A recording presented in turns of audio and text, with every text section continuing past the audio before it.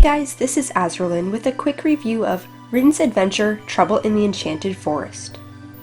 The game is available in full screen or windowed mode, and some options include basic audio and basic graphics.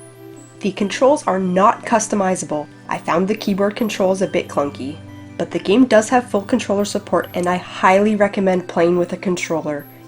The 2D animation looks decent and I didn't notice too many graphical issues, but I did notice that when Rynn hangs on the vines, she twitches a lot, and when she's on moving platforms, the platforms don't move smoothly either.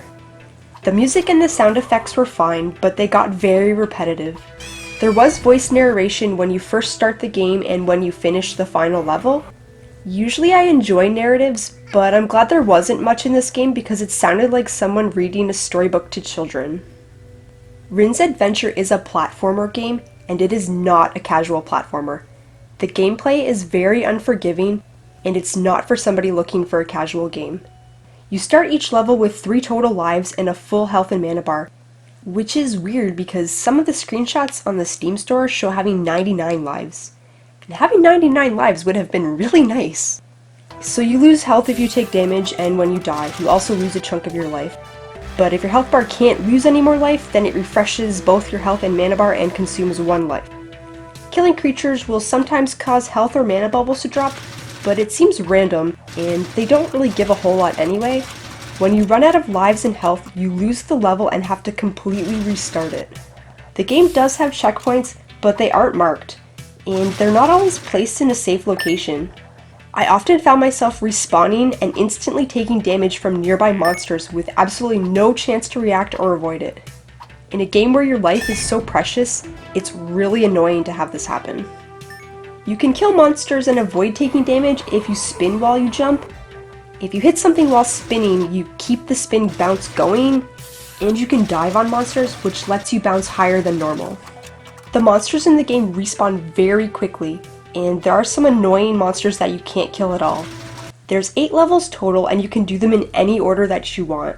And once you finish those levels, the final 9th level unlocks.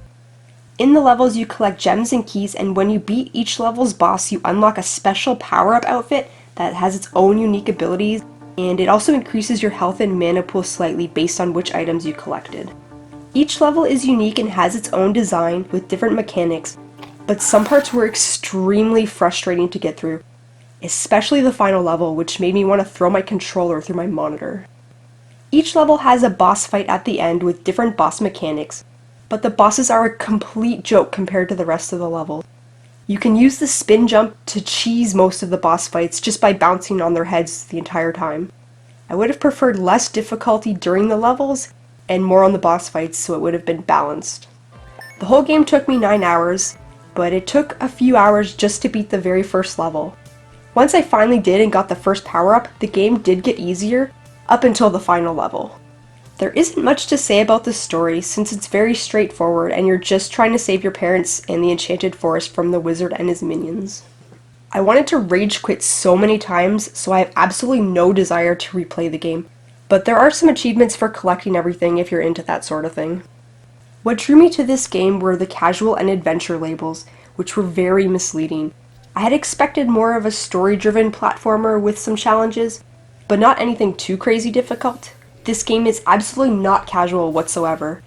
And I know I'm not amazing at platformers by any means, but I'm not that horrible at them either.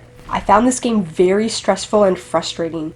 This is more of a game for people who really enjoy platformers and are very good at that type of gameplay. This is absolutely not meant for anybody who's looking for a casual adventure. Unless you're a masochist, then by all means, have fun. I hope this review has helped you. If you enjoyed it, please like and subscribe and post your feedback in the comments below. Thanks everyone and have a wonderful day.